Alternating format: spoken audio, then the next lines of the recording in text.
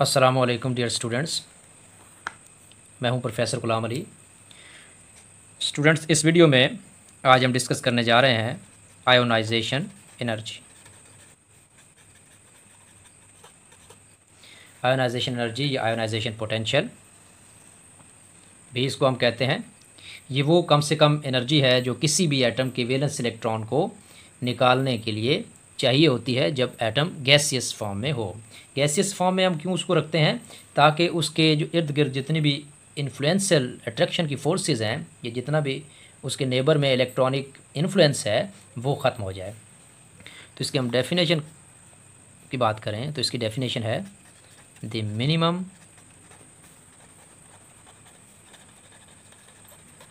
amount of energy that is required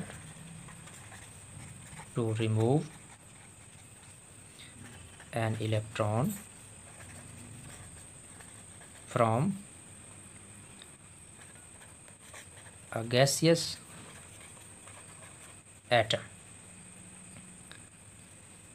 gaseous atom की बात मैंने आपको बता दी ताकि वो एटम तमाम एक्सटर्नल फोर्सेस से, एक्सटर्नल इन्फ्लुएंस से फ्री हो। Gaseous atom is free of all external influence or forces. जितने भी उसके इर्द गिर्द फोर्सेस होती हैं उससे वो क्या हो जाता है? फ्री हो जाता है। तो बेसिकली ये क्वांटिटेटिव मेजर है किसी भी आइसोलेटेड एटम को की स्टेबिलिटी को देखने। Is the ionisation energy is the quantitative qualitative measure of the stability of an isolated atom के जितनी मैक्सिमम एनर्जी रिक्वायर होगी इलेक्ट्रॉन को निकालने के लिए उतना ज़्यादा एटम वो स्टेबल होगा। जितनी मिनिमम एनर्जी होती जाएगी उतनी उसकी स्टेबिलिटी कम होती जाएगी।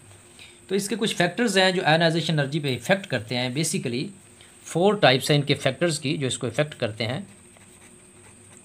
वो कौन कौन से हैं? Number 1, atomic radius. Atomic radius इसका मेजर फैक्टर है। इसके डिक्रीज़ होने से आयोनाइजेशन एनर्जी इंक्रीज़ करती जाती है। When atomic radius decreases the ionisation energy increases. दूसरा इसका जो फैक्टर है वो इसका है न्यूक्लियर चार्ज। न्यूक्लियर चार्ज या एटॉमिक नंबर। जितना ज़्यादा न्यूक्लियर चार्ज होगा उतनी ज़्यादा अट्रैक्शन होगी between the nucleus and valence electron, उतना उसको रिमूव करना मुश्किल होता जाएगा। तो ये भी डायरेक्टली प्रोपोर्शनल है। तीसरा इसमें फैक्टर है शील्डिंग इफेक्ट का। शील्डिंग या स्क्रीनिंग इफेक्ट जिसको हम कहते हैं। Screening effect. अब स्क्रीनिंग इफेक्ट क्या होता है? स्क्रीनिंग इफेक्ट है कि जैसे जैसे ग्रुप के अंदर हम डाउन द ग्रुप जाते जाते हैं, नए शेल्स आते जाते हैं अराउंड द न्यूक्लियस। न्यूक्लियस के गिर्द नए शेल आने से जो इनर शेल्स के इलेक्ट्रॉन्स हैं वो न्यूक्लियस और आउटर शेल के इलेक्ट्रॉन के दरमियान इंटरवीनिंग करते हैं। तो इंटरवीन करते हुए वो क्या कर देते हैं? वो स्क्रीन आउट कर देते हैं वैलेंस इलेक्ट्रॉन को। किससे? न्यूक्लियस से। जिसकी वजह से न्यूक्लियस की अट्रैक्शन वैलेंस इलेक्ट्रॉन पे कम हो जाती है, जिसकी वजह से एटम का साइज़ भी बढ़ जाता है और उसकी आयोनाइजेशन एनर्जी कम होती जाती है। ये जैसे कि आपने इसके आप ट्रेंड में देखेंगे ग्रुप में ऊपर से नीचे आते हुए आयोनाइजेशन एनर्जी एलिमेंट्स की कम होती जाती है। तो इसकी वजह ये है। इसका जो लास्ट फैक्टर है, आखिरी फैक्टर इसका है nature of the orbital.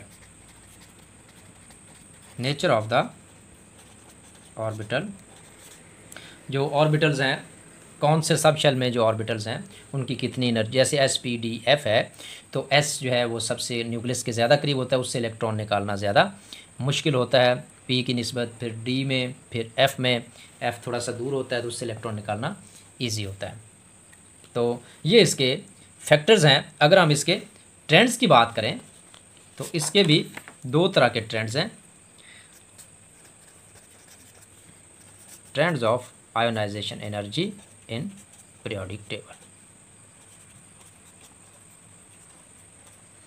In period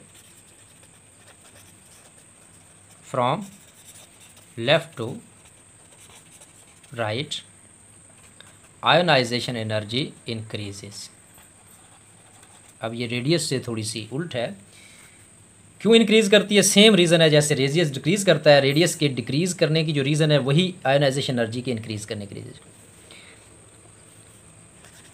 due to greater attraction between nucleus and valence electrons, जैसे जैसे हम पीरियड में बढ़ते जाते हैं, अलोंग द पीरियड। तो आयोनाइजेशन एनर्जी क्या होती जाती है? मैक्सिमम होती जाती है। ये नोबल गैसेस पे जाके मैक्सिमम होती है। नोबल गैसेस की आयोनाइजेशन एनर्जी सबसे ज़्यादा होती है और स्टेबिलिटी भी उनकी सबसे ज़्यादा होती है। यही वजह है कि वो मोनो एटॉमिक फॉर्म में एग्जिस्ट करती हैं।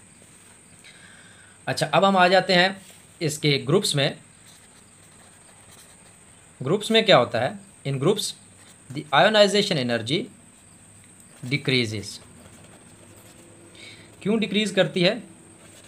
Due to the shielding effect.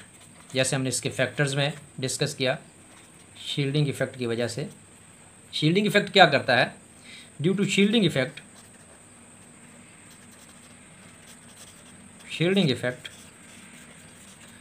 The attraction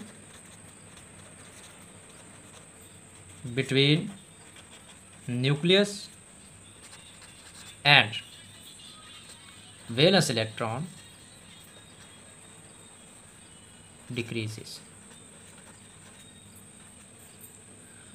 attraction decrease हो जाती है, जिसकी वजह से वो इलेक्ट्रॉन क्या चला जाता है? दूर चला जाता है, उसका रेडियस ज़्यादा हो जाता है एंड आयोनाइजेशन एनर्जी उसकी क्या हो जाती है? डिक्रीज हो जाती है। मसलन एक यहाँ पे शेल है, एक यहाँ पे शेल है, तो ये क्या होता है? इसका डिस्टेंस कम है, इस इलेक्ट्रॉन को निकालना मुश्किल है। इसका डिस्टेंस ज़्यादा है, इसको निकालना आसान है। तो अगर तीसरा शेल आ जाएगा तो ये इलेक्ट्रॉन न्यूक्लियस से और ज़्यादा दूर हो जाता है। ये वाले जो इलेक्ट्रॉन जब इसके और न्यूक्लियस के बीच में आएंगे तो न्यूक्लियस की इस इलेक्ट्रॉन के ऊपर जो अट्रैक्शन की फोर्स है उसको कम कर देगा, जिसकी वजह से ये इलेक्ट्रॉन दूर हो जाएगा और इसको रिमूव करना ईजी हो जाएगा। तो आयोनाइजेशन एनर्जी क्या हो जाएगी? कम हो जाएगी। तो इस तरह आयोनाइजेशन एनर्जी इसको क्या करती है? इफ़ेक्ट करती है ग्रुप के अंदर। डाउन द ग्रुप हम कहते हैं कि आयोनाइजेशन एनर्जी डिक्रीज करती जाती है due to the shielding effect. अच्छा, अब हम आ जाते हैं, इसकी एक और टर्म है first and second ionisation energy. मसलन मैग्नीशियम है, मैग्नीशियम को हमने आयोनाइज किया, एक इलेक्ट्रॉन निकाला।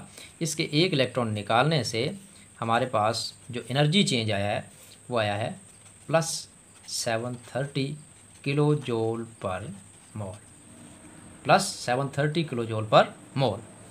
तो मैग्नीशियम के वैलेंस शेल से एक इलेक्ट्रॉन को निकालने के लिए 730 एनर्जी चाहिए। अब मैग्नीशियम के मोनोपॉजिटिव आयन से मज़ीद एक इलेक्ट्रॉन निकालना है तो हमें पहली आयोनाइजेशन एनर्जी से ज़्यादा चाहिए। इसको हम फर्स्ट आयोनाइजेशन एनर्जी भी कहेंगे, फर्स्ट आयोनाइजेशन एनर्जी। अब इसमें क्या होगा? जब एक इलेक्ट्रॉन निकल जाएगा तो जो रिमेनिंग इलेक्ट्रॉन है वो न्यूक्लियस के साथ ज़्यादा अट्रैक्ट हो जाएंगे, न्यूक्लियर चार्ज बढ़ जाएगा। तो सेकंड इलेक्ट्रॉन को निकालने के लिए और ज़्यादा एनर्जी चाहिए होगी। तो मैग्नीशियम की जो सेकंड आयोनाइजेशन एनर्जी है वो कितनी होती है? 1450 किलो जूल पर मोल। तो पहली से तकरीबन ये 2 गुना हो गई। ये है सेकंड आयोनाइजेशन एनर्जी। तो इसका एक क्वेश्चन बनता है कि why second ionisation energy is greater than the first one. तो इसका आंसर यही है कि when we remove the electrons from an atom, the attraction between the remaining electron the nucleus is increases. So when we remove electrons from monopositive ion, there is need of more energy to remove electrons from that system. तो second ionisation energy क्या हो जाएगी, greater हो जाएगी। तो इसी तरह जो थर्ड वन है वो और ज़्यादा हो जाएगी। अगर हम थर्ड की भी बात करें तो इसी मैग्नीशियम 2+ से हम एक और इलेक्ट्रॉन निकालना चाहें तो उसकी एनर्जी क्या हो जाएगी, उसकी जो डेल्टा एच है, एंथैल्पी चेंज उसकी 7730 किलो जूल पर मोल आएगी। तो ये बहुत ज़्यादा गैप हो जाएगा।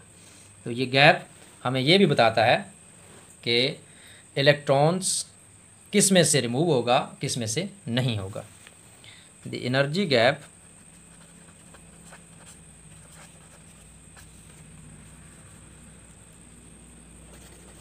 describes that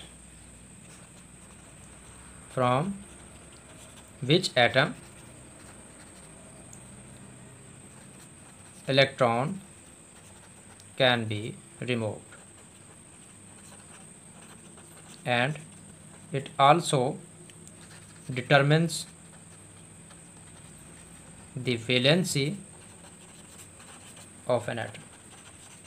तो इससे हमें उसकी वैलेंसी का भी पता चल जाता है कि किसी एटम से कितने इलेक्ट्रॉन निकाले जा सकते हैं। मसलन मैग्नीशियम है, इससे हम 2 इलेक्ट्रॉन निकाल सकते हैं, तो मैग्नीशियम की वैलेंसी क्या हो गई, 2। तो ये चीज़ें भी हमें इससे समझ आती हैं। तो स्टूडेंट्स, इस वीडियो में आयनाइजेशन के लिए इतना ही। इसकी बाबत आपके जहन में कोई क्वेश्चंस हो तो आप कमेंट बॉक्स में उस क्वेश्चन को लिखें। I will try my best to answer you. Video अगर आपको पसंद आती है तो इसको लाइक करें, दोस्तों को शेयर करें। मुझे इजाज़त दीजिए, खुदा हाफिज़।